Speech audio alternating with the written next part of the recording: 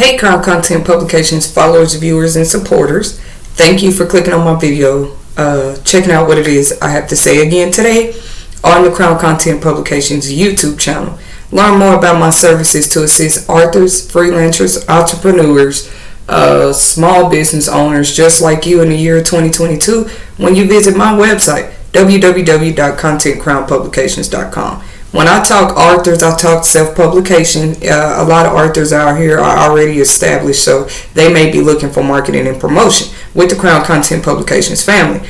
I just always encourage and advise authors to remember there is never too many places that you can market your book. That would look like us just becoming another platform for you to expect promotion and advertising of your work on. We never look for right to ownership, even when we provide publication services like ISBN, copyright assistance, ghostwriting, formatting, illustration, or cover design. We're not looking for rights or ownership. That's the difference between us at Crown Publishing Content and other publishing houses. They're actually publishing houses.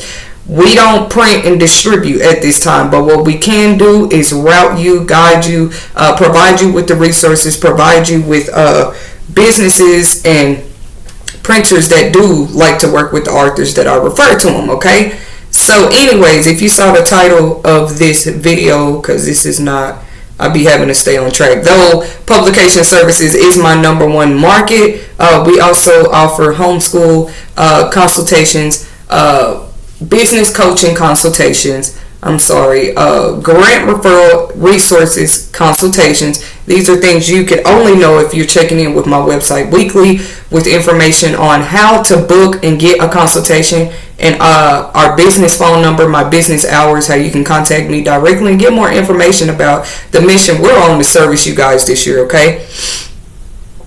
So y'all heard me mention business coaching consultations, right? This could look like assisting you with bookkeeping, for accounting purposes, and a list of other services that you can only find out about when you call my business, okay?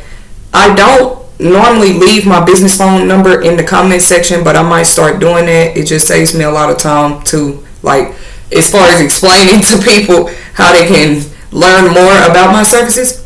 Boom. So you saw the title of this segment, and it's called pretty much how to brainstorm the perfect business module or the perfect business plan, or how a business module can help you get that business plan together, okay? Just like a blueprint for architects and things like this, that's not the official building, that's just a blueprint of what you're trying to put together. That's going to look the same way for your small business. And preparing these things, having them already saved in files and things, because investors, grant funders, and definitely those giving bank loans are going to want to see that business module and business plan. I'm smiling so much because this type of stuff excites me, as you guys can see. It's not just the title of being this and that, y'all. I actually love to do what I do. So anyways, I'm not going to go in any specific order. I just want to bring up and name things, and this won't be a long segment, and just kind of clarify why these things are probably going to look good in your business model. I keep saying module or business plan, okay? Key activities, what are those important tasks required to run your business on a day-to-day basis? Some of the major activities in a business are probably going to include logistics, customer support, and inventory control. Just to clarify that for you guys. What are your key resources? Make sure y'all got that pen and paper, because this just save you time already knowing what you have in your business module is definitely going to help you get that 6, 7, 8 page business plan together. Now, you can be like me and try to write that business plan without a business module. I already see why I was stuck for so long, why I ended up having to call people for help, asking them to help me write a plan about something I had a vision about, okay? So they'll never be able to see my full vision. All I can do is try to explain to content writers and stuff like this is what I needed to include. Then I can't turn around and get mad if they forget to include something because they couldn't see my vision. That's why me, as the business starter, as the business startup consultant or person of my business, is going to definitely need to at least brainstorm a business model that will help me be able to put what I'm trying to do in perspective. Even if I'm going to have somebody write that business plan for me, me already having a business module that includes things like key activities, key resources, customer value proposition, customer relationships, the startup costs. This stuff already been in my business module will both help me or a content writer get that business plan together in a professional and concise manner that investors can understand, okay? So we talked about key activities. Let's talk about key resources. This is going to be very important to not only brainstorm, strategize, and include in your business module, help you to get things into perspective, like I said. Pretty much this is used in the business to provide the value. What are you using to provide value to the customers? This may include the materials that you use, right? The equipment that you use, okay? Your human resources team and the capital that is needed. What are your key resources? If you're making shea butters and your customers order these online and you ship them, your key resources might look like every ingredient that you need to bring that shea butter together. Every product that you are pretty much packaging this shea butter in. Some might be bottles, some might be containers, some might be jars. That's still a key resource, right? What are you making this stuff on? Tables or desks? Do you got a small warehouse? These are key resources because if you didn't have them, you wouldn't be able to put that product together for your customers. Your website might even be a key resource, okay? So I don't know, I'm just trying to give y'all a little insight of what this looks like, okay? Customer value proposition. What are the benefits that the company is giving to its customers by using their products and services, okay? So if you sell tennis shoes, maybe when they buy your tennis shoes, they can expect to have to order custom-made soles at the bottom, or they can have custom-made shoestrings. I don't know. They can order the best leathers to bring this shoe together. How does your shoe compare to shoes in the market when customers deal with your business? That's what your customer value proposition section of your business module should look like. Only you are going to know this. So the benefits offered by the products and services should focus on solving customers' problems, having a solution. Some of y'all just out here selling stuff to make a buck, okay? That's not entrepreneurship yet. That's just like hustling, if you ask me. And there's nothing wrong with hustling. But when you get serious and you're ready to get that business number, get that business insurance, start to use this business to report your taxes, turn this business into an LLC, you're definitely going to you're on a new level. Now you're not just selling t-shirts. You know how your t-shirt solves problems for your customers, because your t-shirts absorb sweat in the summertime. They don't have to worry about their shirts stains up under their arms and sweat all over the t-shirt, do they? Because you pretty much strategize the way that not only can people order your t-shirts because they're t-shirts and they like the designs on them, there's a way that your t-shirts actually help people, hopefully. The products and services should be unique and satisfy the needs of your customers, okay? Now, another section that you're going to want to include, or pretty much details of your business module that you're going to want to include, is going to be called your customer relationship plan, okay? What is the relationship with your customers look like? It will show how the business interacts with its customers. Do y'all do live chat videos? Do they just go on your website and order things? Do they come in and actually shop at your store or restaurant? How do you interact with your customers? When there's a complaint, when is it required to go to higher level? And do the people on your teams know when to refer a customer's complaint to a higher level? Or do they just try to take care of everything? Of course, every real business doesn't do it like that. When a regular sales rep, cashier, server cannot handle a customer, usually the next thing in business to do is to refer that customer to somebody and higher up, so that they can find a solution for why the customer may be angry. Too many times in business, the days we live in today, boy, people don't value customer service like they should. Now, this is just my opinion. I'm just a podcast show and author, and I just see things and speak on them the way I see them, okay? But to me, people get to a place in business where they're like, man, with or without this customer complaint, I know I'm going to stay in business, so, I'm not going to really value what this customer says. I'm not finna have you speak to a supervisor because I'm scared of what you're going to tell the supervisor, when it really shouldn't be like that. Your supervisor's job, hopefully, is to actually keep customers from leaving your business, your product, your service, by satisfying them the best way that they can satisfy them. That's just the goal. I didn't say you have to do that every time, because some customers can be highly unruly, boy. Trust me, I know.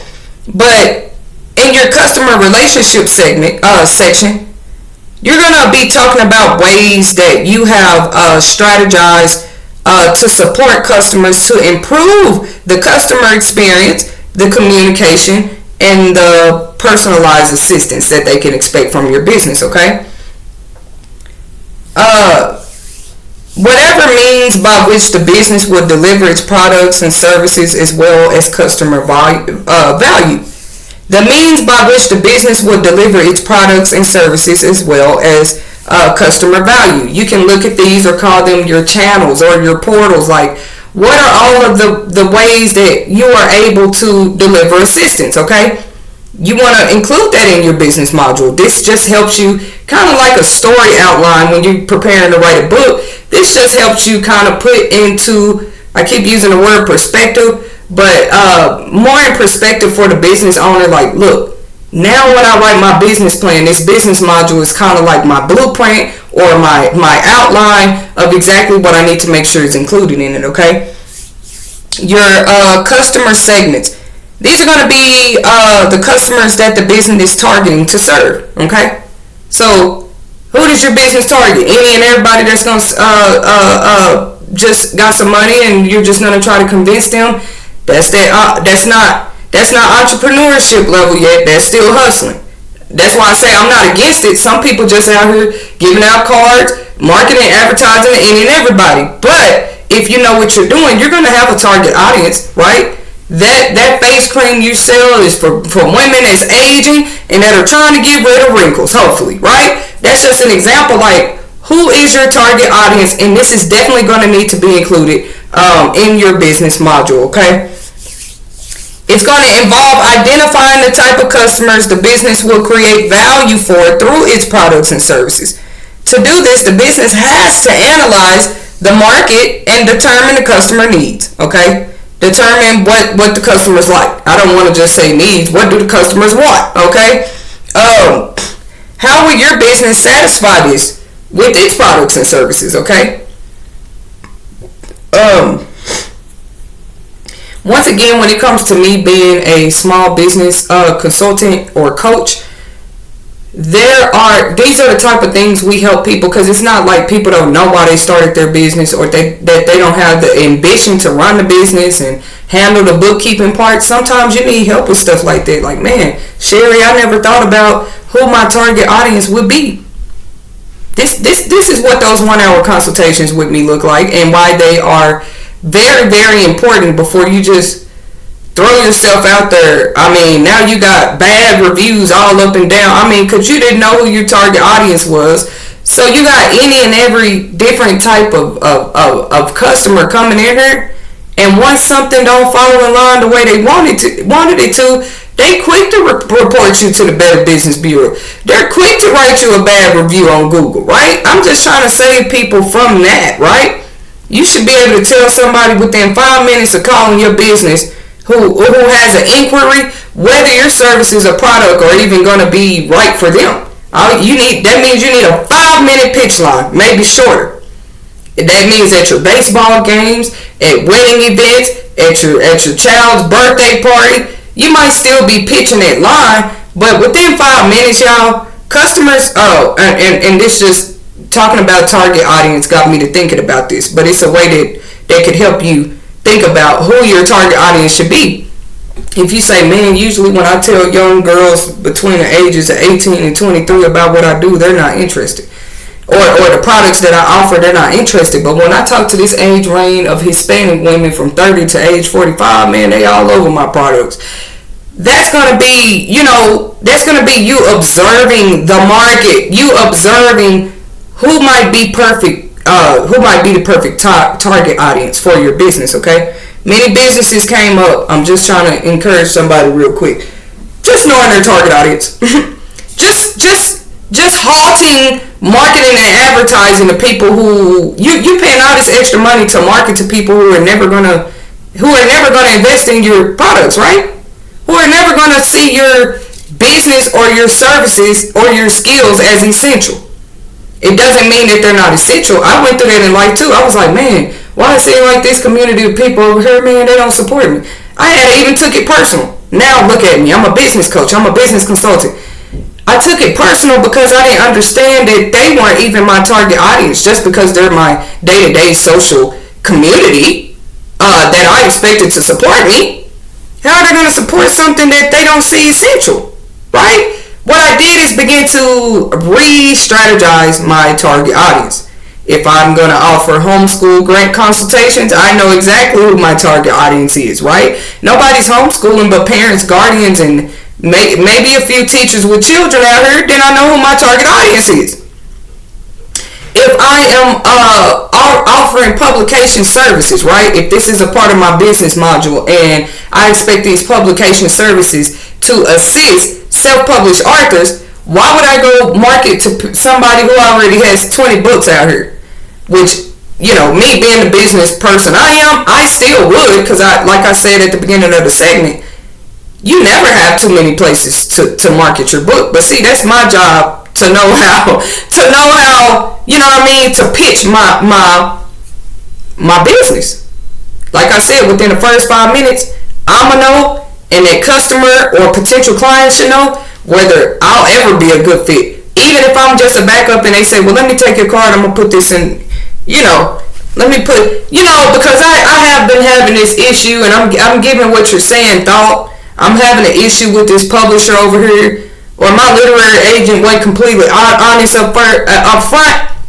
I'm going to keep doing what I'm doing because I got 20 successful books out, but I'll keep your card because even successful people know you can't have too many cards. You can't have too many places to market and promote your business, right? The goal is to get that business so far at the top, you can't stop. Or what's the point of running a business? Hope I'm getting y'all excited a little bit. As y'all see me me just explaining what target audience is going to look like kind of took me in another direction. But target audience definitely needs to be a part of your business model.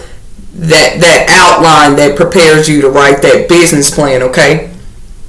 So far we've talked about key activities, key resources, customer value proposition, customer relationships, the channels or the portals you use to market yourself, and then we talked about target audience. Now we're about to talk about key partners, something else that's definitely going to be needed in your business model or that outline of your business plan, okay? Because how are you writing a business plan without including who your key partners are? Now we're not talking about the audience, the customers, and the potential clients. Now we're talking about who gets involved, who gets involved and helps you with this business, okay? So it's going to look like you identifying individuals and other businesses who you collaborate with to gain a competitive advantage in your market of business. Some of your major partners will include, listen up guys, suppliers. That makes me so happy. Did we think about this? What did I just say? I'm not a publishing company because I don't print books for you guys. I don't distribute.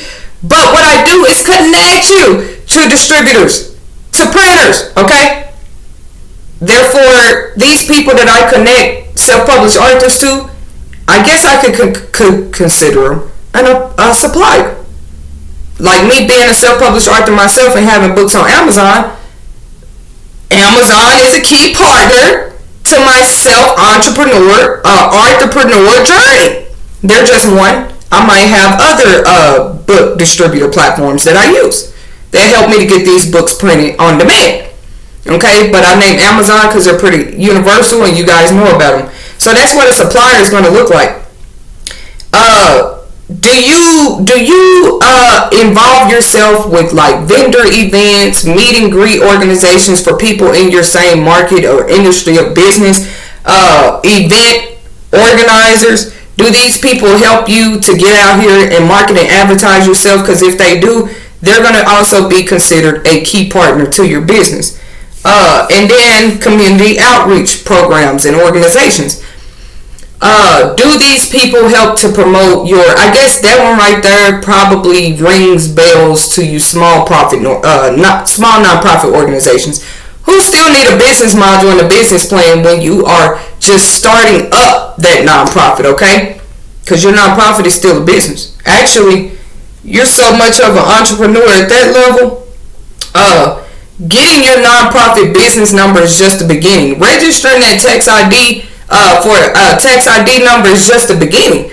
What are you doing with that nonprofit? Who are your key partners? What are you guys' key activities? What are your relationships with the people that you say you are trying to help? Whether it's young teens or people freshly out of prison. What is it that you're doing? The homeless, right? Like it's easy. It's easy to, like, what I'm saying is definitely understandable.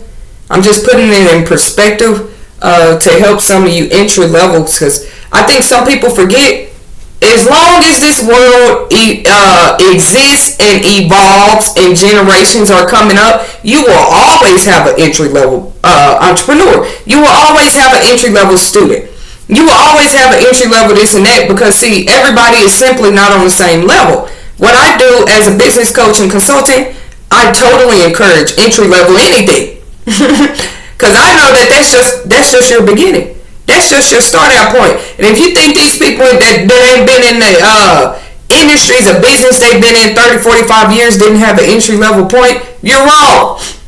Even if it was a family business and they got, seemed like they had the easy route, they just had to be put on game, they still had an entry level period, season, or point in their life. So you'll see me do a lot of segments that are helping what? Entry-level authors, entry-level homeschool parents, entry-level entrepreneurs, small businesses, nonprofit organizations. Boom, because who's out here doing it? Don't try to capitalize off of somebody just starting. This information we sharing on this channel, completely free. You want to book a consultation, that might look a little different because you get a whole lot more information than I can ever share on my channel. Boom, that's how it looks. Now, we're going to talk about cost, because this needs to be in your business module, which is, once again, the outline blueprint of your business plan. So, the cost section is pretty much going to include all expenses spent in business. It is cash flowing out of the business. Consider the following in determining business costs. Activities and resources that are cost drivers, where the business spends more on. Fixed and variable costs, economies of scale to minimize business costs, providing customer value and lower product prices. That should be your goal. Not driving up prices and devaluing your customers, because it doesn't matter how much you price something. If you don't have customers that appreciate your business or that you appreciate, you're not going to be in business long. Anyways, then you want to have a section that talks about the revenue. This is all the cash that flows into the business, from grants to sales, to donations. This is the cash flow into the business. It is composed of the various ways in which the business generates income from the sales of its products and services. But I just gave y'all a few more too. Like, to me, that's still revenue. For you to sit there and get a grant, for you to sit there and get a business loan, I mean, yeah, it's money you got to pay back, but that's money that came in to your business that month, that year, boom, because you should be keeping track of that. This is not the type of segment where we are kind of talking about and discussing how to keep track of revenue, losses, and costs. but we will be doing one soon, okay, in the month of May. The main revenue generations are pricing strategy for products and services, methods used to determine the price, and then multiple flexible payment plans for customers, which enhances customer value in purchasing its products and services. Everybody knows if there's a payment plans, if you go from selling something at a fixed set price to payment plans, yeah, you can't expect customers to, especially if you got a valuable product. You know, it's people out here that do payment plans on Louis Vuitton bags now, ladies. I mean, that's an example for the ladies. Stereo systems for your car, men. There are payment plan options available. That's why you see people on fixed income still able to have the biggest sound system in the back of their truck. They couldn't afford to pay that up front. They're doing a payment plan. Does your business allow customers to do this for your product or service? You go to a restaurant, they're not going to allow you to do no payment plan for a dinner meal. You have to pay that tab right after you eat, probably with a tip. So every business is different. So hopefully I did my best kind of bringing forth what, not only the significance of a business model, comparing it to an outline of a book of a story or something else like that, the significance of it and how it'll help you when it comes to writing that 6, 7, 8 page business plan. Once again, what's that business plan? Something investors are definitely going to want to see. Something you can go back and reference to at least every 6 weeks. Now you can do it as frequent as you want to. Some companies do it quarterly, some every 3 months, some every 9 weeks. You know, because they want to make sure this gives them a way to, okay, well, this was the business plan in February. Now we go back and look at it in June. This is how much we made more from last June to this June. This is what we want the business plan to stay like. Or this is how much we lost from last June to this June. Looking at this from the month of February, and we're going to go ahead and change this business plan in a couple places. You don't know what to change in your business plan if you never had a business plan to start with, to reevaluate from the beginning. Thank you guys for clicking on my video, tuning in, trying to see what I had to talk about when it comes to the topic of business module and the significance of it, okay, and business planning. To learn more about my services to assist authors, freelancers, entrepreneurs across the globe, visit my website, www.contentcrownpublications.com, where publishing and marketing meet. Please check in weekly. I've said it pretty much since the end of April that just kind of marketing and advertising, guys, not just here but on my podcast show and social media platforms, that we will be updating this website very much more frequently, because I just have a lot of new downloads, a lot of new ideas, a lot of things we're about to bring to the table for my own small business. If you are interested in business consulting or coaching, ideas and just help and advice and tips, even content writing, helping to write some things for you, I'm only going to know if you book that consultation, and the link is going to be listed in the comments section. Thank you guys, and until next time.